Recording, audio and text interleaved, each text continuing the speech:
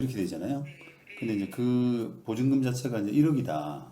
네, 라고 치더라도 그게 이제 사안에 따라서 그 세입자 보증금 자체가 전부 피해이냐 아니면은 그걸 뭐 경매해가지고 세입자가 순위가 좀 빠른 네, 선순위 저당이 있는 경우가 아니라 그냥 세입자가 순위가 좀 빠르고 그중에서 한 뭐 2, 네, 3천 정도 손해보는 그런 경우냐 어, 그런 경우에 좀 달라지지 않을까요?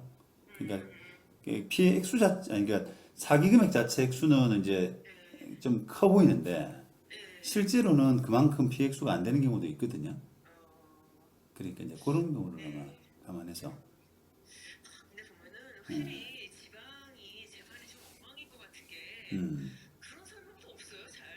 아, 네, 그냥 뭉뚱그려서 뭐 그냥 거의 피고인의 법정 지수 이러고 양형 기준도 별로 아, 양형 기준 이런 건 당연히 참고 안 하고 아, 그런 식이더라고요. 그러면 이제 그리고 또 더 거슬러 올라가게 된 근본적인 원인이 네, 경제범죄에 대해서 약한 거.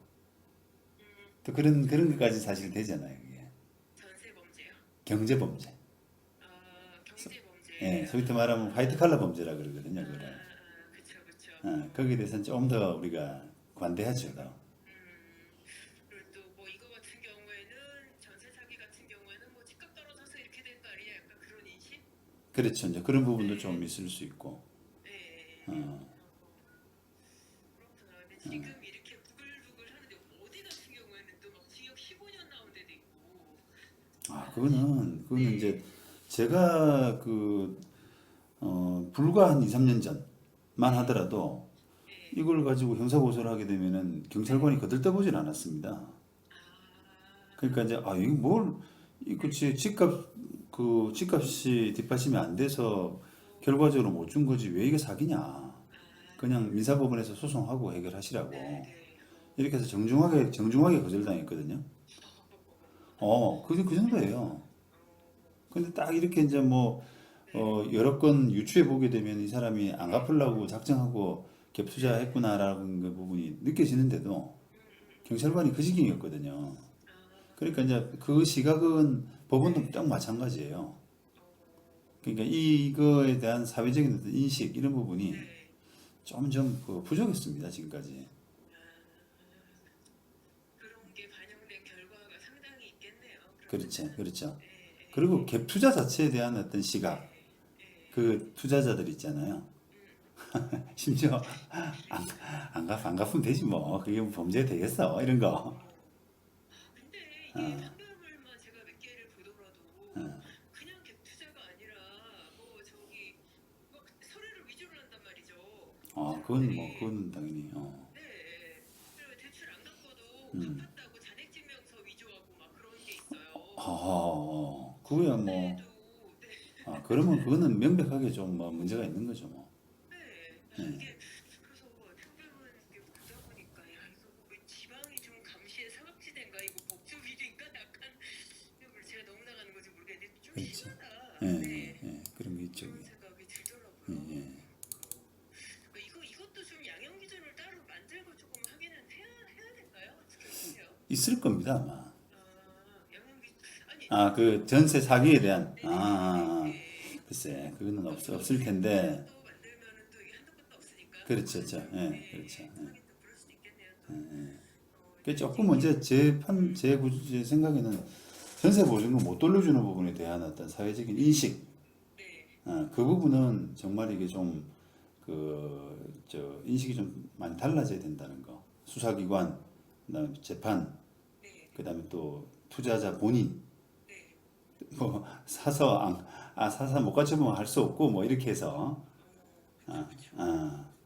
그거는 이게 네. 좀 그렇게 이게 반영이 좀 이제 되겠어요. 제가 재테크 관심 가지면서 이런저런 책도 보고 유튜브 보다 보니까 진짜 정말 재테크 하는 사람들 태반이 무조건 레버리지 끌어가지고 집 개수 늘려라고 이런 거 아니에요. 그렇죠, 네. 그게 진짜 문제 같아요. 그러니까 그걸 공공연하게 네. 내가 뭐 변호사 이름만 이야기 안 하겠지만 그거를 이야기하고 그래 얘기 안 해도 다 아는 사람들이 그러니까 이야기 그걸 뭐 아유 여건 안 되면 못 갚는 거죠 뭐 이러면서 아 예, 진짜요? 그렇게 넌지시 부추기는 그런 경우까지도 있으니 그게 참 변호사가 그게 할 소리예요, 그게. 그거는 어디 진정 안 나오나요? 요새 의뢰인들 웬만하면 하면 진정하던데. 투자 성공하면은 변호사한테 진정할 일이 없을 테고, 갭 투자해가지고 손해 보면은 이제 뭐 문제 삼을 놈도 있겠죠. 네, 그러니까 지금 뭐 손해 보는 사람들 셌을 텐데. 그러니까요. 곧 어디 진정이 들어가 있을 것도 같은데요. 그러니까요. 네. 그러니까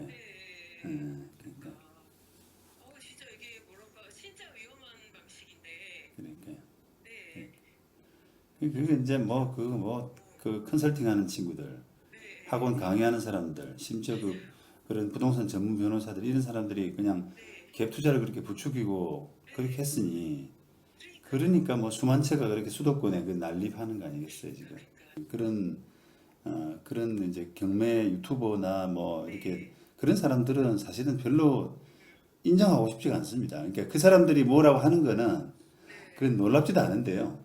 쟤는 이제 변호사 기준으로 생각하거든요. 변호사는 적어도 그래서는 안 되잖아요, 그게. 예. 그 사람들은 뭐 오죽하겠어요, 뭐 그냥. 변호사도 아닌데 뭐 떠드는 거야. 뭐. 그렇죠, 뭐 그렇습니다. 예. 그러니까 참 훌륭하네요 진짜. 그러니까 하여튼 잘 제가 참고해서 한번 뭐 만들어 보겠습니다. 예. 네, 들어가세요. 예. 네. 네.